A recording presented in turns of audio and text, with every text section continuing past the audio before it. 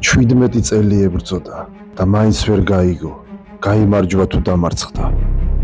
მიდიოდა თემურლენგი, მიდიოდა უკანასკნელად მოსული და სამუდამოდ ფეხმოკვეთილი. 17 წელიწადი ებრძოდა იგი, უზარმაზარი და კბილებამდე შეიარაღებული ურდოებით საქართველოს 17 წელი.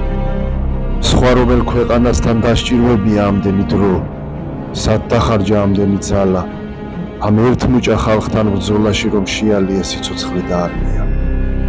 1386 წელს 50 წლის იყო რომ შემოიჭრა. ახლა კი მიდიოდა 67 წლის ბებერი.